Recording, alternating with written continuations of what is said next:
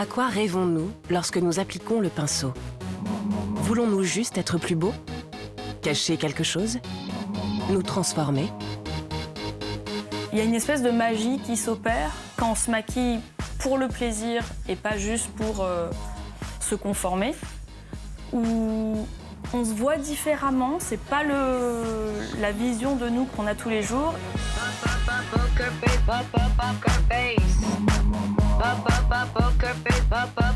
Le maquillage peut tellement de choses. Il peut faire flamboyer notre vrai moi. Le maquillage m'a aidé à mieux accepter cette féminité qui est en moi. À accepter davantage aussi que c'est une partie de ma vie. Et parfois, nous mettons consciemment un masque pour disparaître derrière lui. Mettre un masque ou se transformer, quelle que soit la manière dont on s'y prend, avec du maquillage ou des costumes, permet de devenir bien plus que notre simple moi.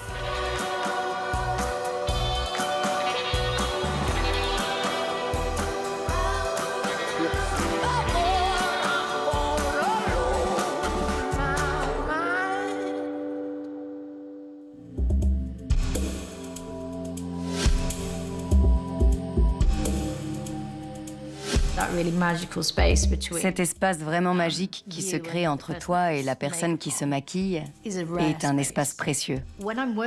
Quand je travaille avec quelqu'un, je peux presque sentir ce que son être profond aspire à devenir.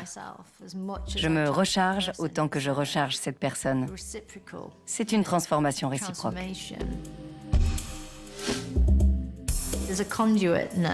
Je suis une sorte de conducteur.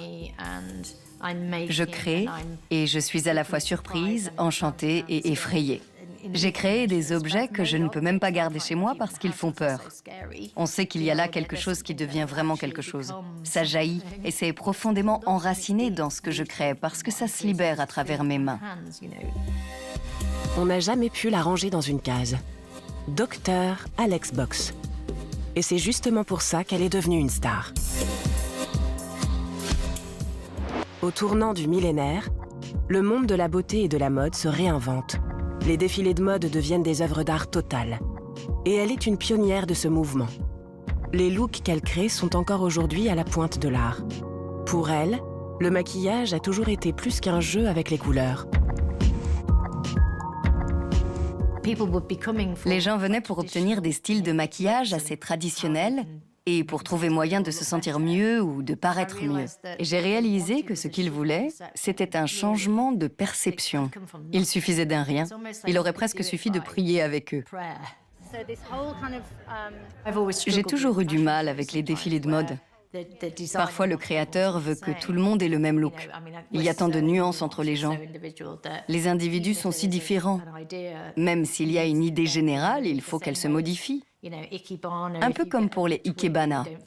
Si on a une brindille, il ne faut pas la forcer dans le mauvais sens. Donc, on suit les formes et ça commence à devenir naturel. J'ai toujours envie de rendre hommage à la personne, à la matière, aux moments tels qu'ils sont. Après des décennies passées à Londres, dans le tumulte du monde de la beauté, Alex Box s'est retirée à la campagne avec son mari, le styliste Philippe Delamere. Ici, elle a trouvé sa place. J'avais un frère, mais il est mort quand j'étais très jeune. Et ça a été horrible, tragique pour notre famille. Mais ça a représenté aussi une prise de conscience. Je suis seule, d'une certaine manière, mais je suis aussi connectée. Et je cherche toujours à créer des liens en faisant des choses qui relient les gens, qui me permettent de me connecter à eux. C'est une question d'intégrité. Je dois rester honnête et y trouver la joie. Je pense donc que ce genre d'intention fait ma stabilité.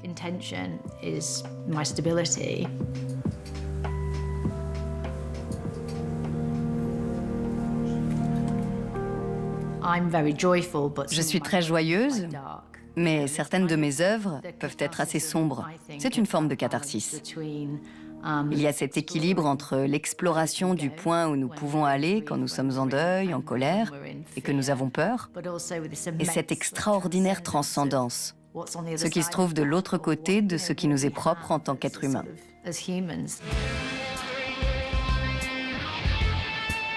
Non loin de sa maison, la petite ville hippie de Stroud, avec des lieux artistiques particuliers. La House of Goblin, par exemple, un atelier de céramique qui est pour Alex Box une inspiration. Elle peut y plonger les mains dans l'argile.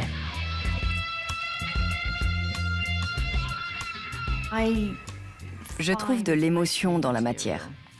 Et pour moi, quand je l'utilise, la matière renferme comme une histoire, une vérité que j'essaie de découvrir. Une structure commence à se former et il naît une relation, une conversation avec la matière. On commence à voir comment elle s'articule, résiste et correspond à notre intention. Mais elle m'apporte cette espèce d'héritage imbriqué en elle. L'argile devient sculpture, un masque, elle prend vie. Jouer avec curiosité, avec tout, c'est son super pouvoir. Parfois, ça peut être un objet trouvé par hasard, mais pour l'intégrer dans l'équation de ce que je veux exprimer, je peux le reproduire, le refléter, ou simplement le transformer en quelque chose qui a plutôt l'air d'une sorte d'exosquelette. Je l'intègre au corps. Le maquillage, elle s'y est lancée sans formation, sans faire d'études, mais avec une grande confiance en elle. Je trouve ça assez passionnant de ne pas rentrer dans le moule. Je n'ai pas paniqué. Et c'est comme si ça m'avait donné plus de force, de le savoir dès le début. Je suis convaincue qu'il faut faire confiance à l'instinct qui me dit que le chemin que je suis est le bon, juste parce qu'il me paraît vrai.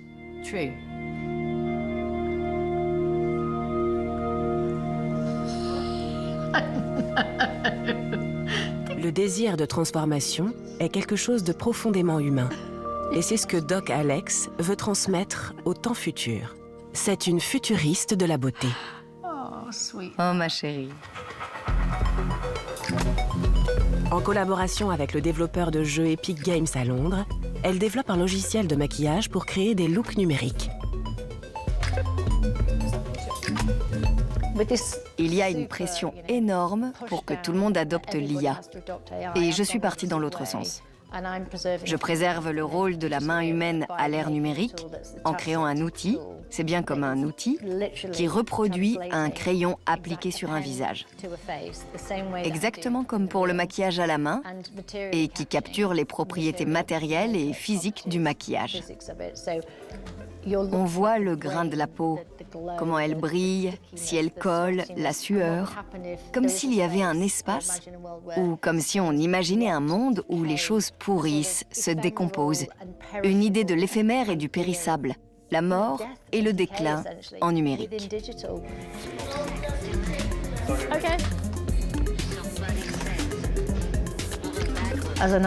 Comme artiste maquilleuse, le plus important pour moi, c'est la vérité.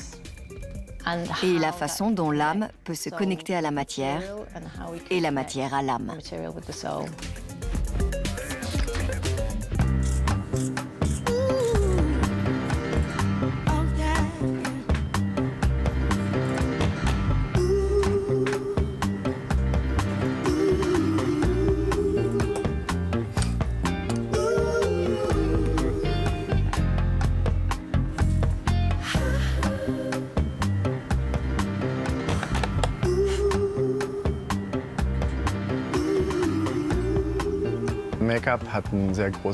Le maquillage occupe une place très importante dans ma vie, pas seulement en tant qu'artiste, mais aussi en tant que personne queer.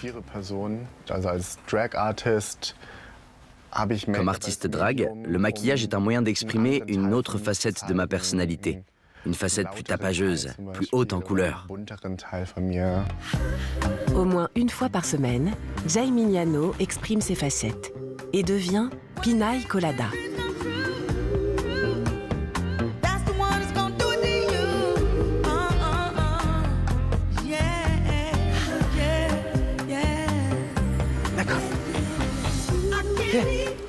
Viens là. C'est bien. Pinaille fait indéniablement partie de Jay, et Jay fait partie de Pinaille. Ils sont les deux faces d'une même médaille. Ce que fait Pinaille, Jay le ferait aussi. À cette petite différence près que, comme je le dis toujours, Jay demanderait la permission, alors que Pinaille aurait tendance à demander pardon. Mais la source est la même.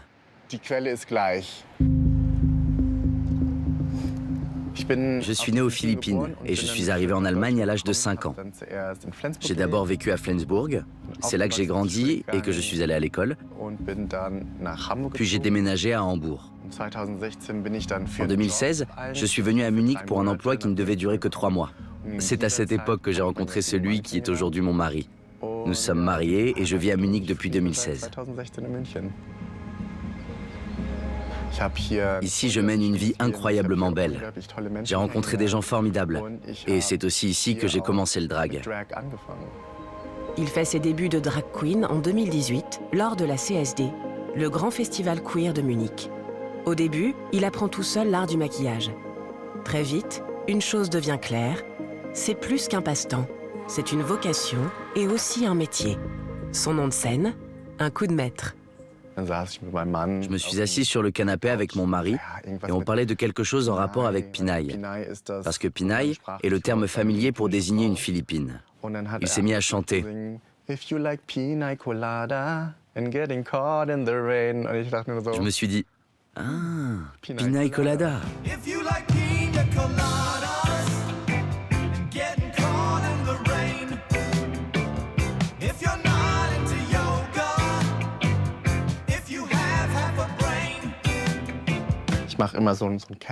Je me fais des yeux de chat.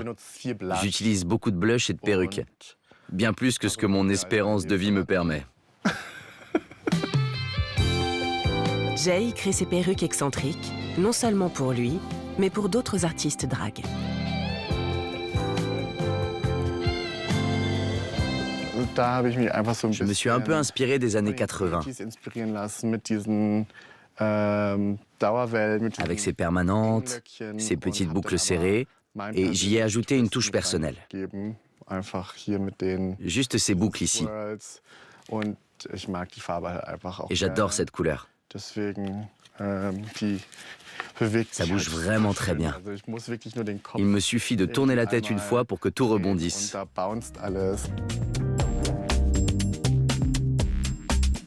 Jay aime être un homme. Adolescent, on lui reprochait de ne pas être assez viril. Quand j'étais Jay, on me disait souvent que j'étais trop féminin, trop doux, trop sensible. À l'époque, je percevais toujours cela comme négatif. Maintenant, quand je suis Pinaille Colada ou en drag, que je suis encore plus féminin, encore plus sensible, encore plus glamour, je me sens super bien. Je le ressens comme une force. Je trouve ça génial. Ça me donne de la force. Cette transformation est tout un art et demande du temps. Il faut compter au moins 3 heures.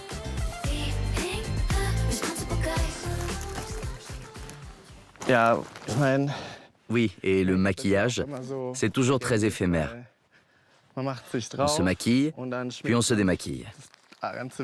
Alors je me suis dit, non, je veux en profiter un peu. J'ai commencé à prendre des empreintes de tous ces maquillages. À partir de ces lingettes, un jour, j'ai confectionné une robe de poupée dans le cadre d'une exposition. The Faces of Pinaille Colada. Ça représente plus de 300 visages. Séance intensive de maquillage synchronisé dans le studio commun. C'est un peu un collectif de drag queens. Nous sommes avant tout des amis qui se sont retrouvés parce qu'ils font du drag ensemble et qu'ils cherchaient du soutien et des conseils de temps en temps. Je suis la maman drag de 9 artistes. J'ai vraiment trouvé un groupe de personnes formidables que j'aime fréquenter et avec lesquelles j'aime travailler. À quel moment exact Jay devient-il Pinaille? Je crois que c'est le moment où je mets les faux cils. Je me dis, ça y est, Là, elle est dans la pièce, avec ce premier battement de cils quand ils sont en place. Pour moi, c'est toujours ce moment-là. Bon, maintenant, Pinaï est dans la pièce. Ensuite, elle prend de plus en plus forme grâce à la tenue, à la perruque. Seid ihr ready für Pina Colada?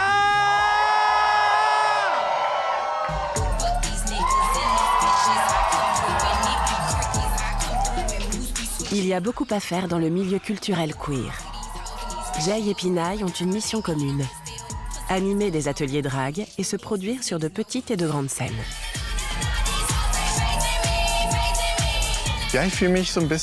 Oui, je me sens un peu une super-héroïne quand je suis Pinaï Colada.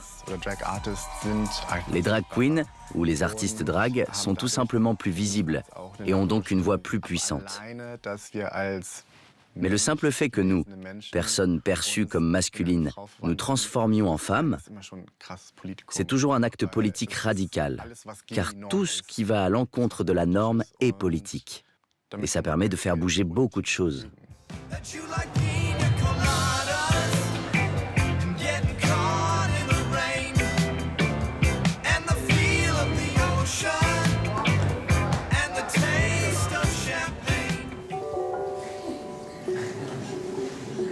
Sur une scène de théâtre, le moi doit parfois disparaître complètement, derrière un masque.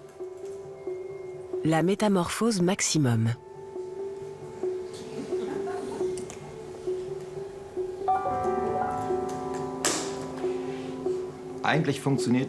En fait, c'est précisément parce qu'il est rigide que cet objet, le masque, incite le spectateur à le scruter pour y déceler un mouvement. C'est comme une machine à imaginer. Précisément parce qu'elle est rigide, elle nous pousse à voir des changements et des mouvements. Ce sont les masques qui donnent vie à leur art.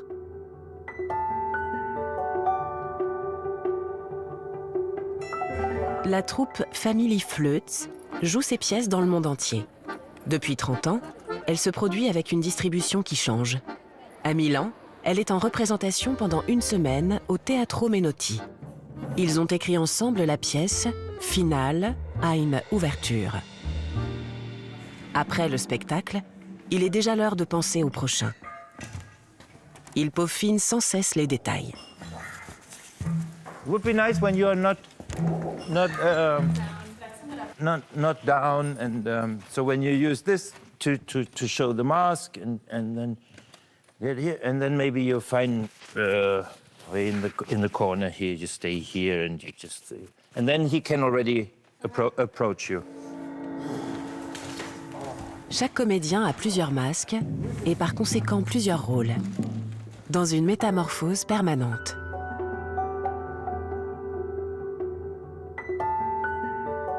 Nous disons toujours que lorsqu'on met le masque, on se sent nu. Mais c'est plutôt qu'avec le masque, notre présence est plus intense. Chaque pensée, chaque mouvement est si amplifié que l'on se sent, en fait, très vulnérable. La New-Yorkaise Lélé Bavoil est comédienne, spécialisée dans le théâtre de masques. Ce n'est pas un métier facile. On transpire beaucoup et on ne voit pas grand-chose. C'est difficile à gérer. On voit comme ça. On n'a pas de vision périphérique, donc on ne voit pas. On voit à travers deux petits trous. Les pièces de la famille Flötz se passent de dialogue et de mimique. Et pourtant, les masques semblent prendre vie. C'est ce que je préfère dans les masques. Tout le monde se pose la même question. Comment un masque peut-il exprimer autant d'émotions alors qu'il ne bouge pas ? Et en réalité, la réponse est très simple. C'est parce que vous ressentez quelque chose. Quand je joue avec le masque, il devient en quelque sorte une toile sur laquelle vous pouvez plus facilement projeter toutes vos émotions, tous vos souvenirs, tout ce que vous savez, ressentez ou pensez. C'est tellement plus facile de projeter sur un masque. Tac, he stops, and now, clac, boom. Il fait partie de l'aventure depuis 30 ans. Hayo Schuller, membre fondateur. Il n'existe aucun endroit au monde où on ne comprenne pas les masques. Ça veut dire que c'est un outil qui permet de créer des liens entre des personnes, même lorsqu'elles sont très éloignées les unes des autres et issues de cultures différentes. C'est un outil très universel. c'est à l'université Folkwang d'Essen qu'il découvre les masques pour la première fois. En 1996, avec son camarade Michael Vogel, il met en scène la pièce de théâtre de masques intitulée « La famille Fleutz remonte à la surface ». Fleutz, ce sont les veines de charbon de la mine. Le succès est étonnant, et le nom, ainsi que la pièce avec les masques, sont restés. En 2001, la troupe quitte Essen pour Berlin. Hayo Schuller fabrique toujours lui-même la plupart des masques. Ça demande un certain temps, et à un moment donné, je commence pour de bon à avoir une petite idée de qui cela pourrait devenir. C'est un moment intéressant. Tout devient soudainement clair. Assez longtemps, ce visage reste en quelque sorte un chantier. Puis à un moment, il commence à me raconter quelque chose et à prendre une certaine direction. Et là, j'essaie de suivre cette direction et de mieux la comprendre. Le spectateur veut oublier qu'il s'agit d'un masque, et il veut y voir un personnage vivant. Ce n'est possible que si le masque évolue tout au long de la pièce. Et cela, à son tour, n'est possible que si le masque est de conception très asymétrique, de sorte qu'il présente effectivement un aspect différent sous tous les angles.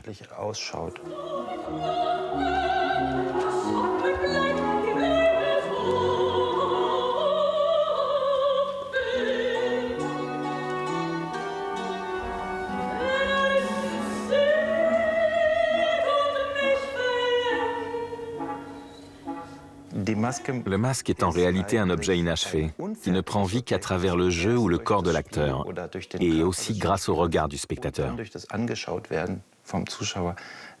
Cela signifie qu'il ne doit pas être achevé, qu'il ne doit pas être fini. Et c'est justement là que réside toute la difficulté, créer quelque chose d'inachevé. Le masque final est en papier mâché, réalisé sur mesure pour les têtes des comédiens, comme celle de Lélé. Mais le masque et le jeu ne suffisent pas à eux seuls à parachever la métamorphose. Si je mets le masque et que j'attends dans les coulisses, je ne me sens pas vraiment transformée. La transformation s'opère lorsque je dévoile le masque au public et que nous créons quelque chose ensemble. Là, un lien se tisse instantanément.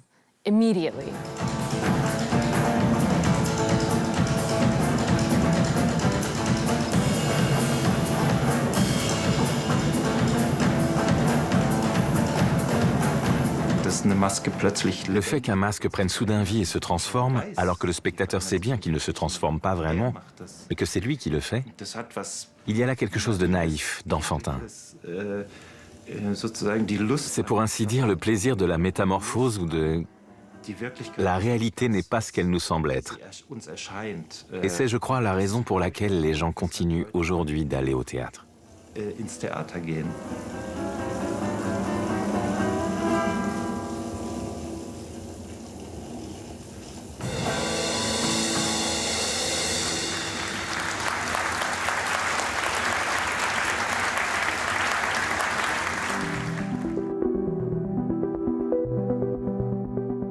Ce qui peut paraître beaucoup trop excentrique pour les uns n'est pour elle qu'un début. Le monde réel ne lui suffit plus pour son maquillage.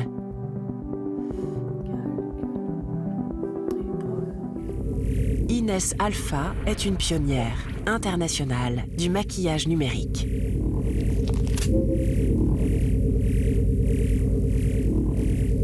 Ce que j'ai trouvé super intéressant avec le monde digital, c'est la liberté qu'on peut avoir de s'exprimer, de changer de forme, d'avatar, de skins, évidemment. Tout est possible. Et je peux même faire, oui, flotter des choses qui ne sont même pas attachées au maquillage 3D. Je peux le faire changer de couleur en temps réel, changer de forme. La vie reprend, alors c'est comme ça. On faisait comment déjà, sans les rayons gamma. Alors, si on changeait tout ça, je sais qu'on survivra comme les rayons gamma. Où trouver tant d'élégance et une beauté en apparence si naturelle ailleurs qu'à Paris? Mais derrière tout cela se cache beaucoup de travail cosmétique et une grande pression. S'adapter aux idéaux de beauté grâce au maquillage et masquer une ou deux imperfections, C'est ce que faisait Inès Alpha avant.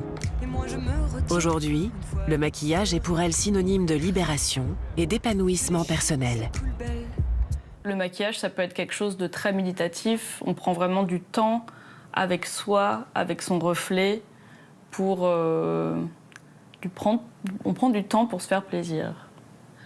Malgré tous les défauts que je peux avoir, j'apprends à nouveau à m'aimer, quoi. C'est une manière de se reconnecter à son enfant intérieur. Et ça, c'est hyper libérateur. Les possibilités offertes par son maquillage sont infinies. Inès Alpha utilise l'imagerie de synthèse, l'intelligence artificielle et la réalité augmentée. En un clic, on pourrait bien se retrouver avec des nageoires. Déjà, quand je crée du maquillage digital sur moi-même, il y a au départ et à la toute fin un énorme plaisir de juste prendre le contrôle sur mon apparence, parce que en reprenant contrôle sur mon apparence, je me libère des standards de beauté, je me libère de mes complexes, parce que je me transforme en cet être hybride, semi-fantastique, qui me fait rêver, que j'aime et que je trouve super beau. Des plantes et des animaux tirés d'une encyclopédie surréaliste. L'une de ses sources d'inspiration. Et une interaction créative permanente entre le réel et le numérique. J'ai commencé à faire de la 3D, je me suis servie de ce livre comme point de départ pour expérimenter et m'entraîner à modéliser et à apprendre la 3D. Donc voilà, par exemple, cette plante-là. Inès Alpha adore tout ce qui touche au jeu et tout ce qui est éblouissant et décalé, comme la peluche Furby et les jeux vidéo. Même le chat a trouvé sa place dans cet univers. Il y a pourtant un monde qui influence particulièrement sa créativité depuis l'enfance. Quand j'étais petite, j'ai eu la chance de beaucoup voyager avec mes parents. Un des premiers voyages dont je me rappelle, on était allé faire du snorkeling et il y avait plein de poissons multicolores. C'était la première fois que je voyais ça de ma vie. Et je pense que ça a été le déclic de « j'adore les poissons ». Et c'est à Paris, à l'aquarium tropical, que l'on trouve le plus beau monde sous-marin qui soit. Les couleurs, les poissons qui glissent dans l'eau, leurs nageoires ondulantes, elles transposent tout dans ces looks.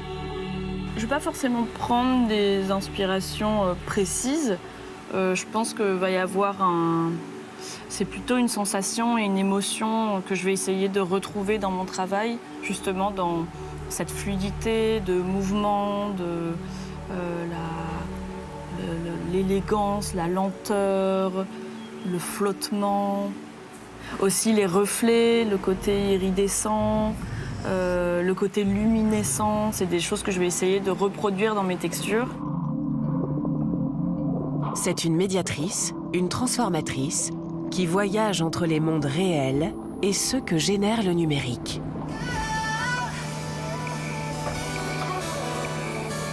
Son succès, lui, n'est pas virtuel.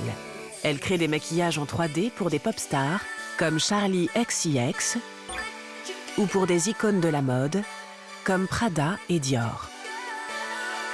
Inès Alpha veut changer leur regard et le nôtre sur la beauté.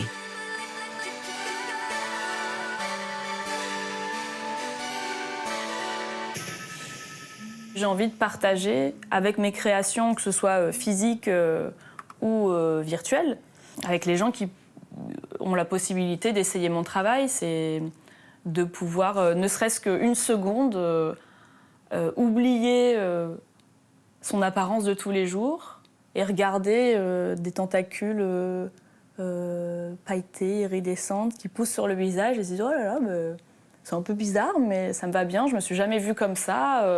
Je trouve que ça permet à nouveau de s'apprécier juste en ayant un regard différent, une autre version de soi.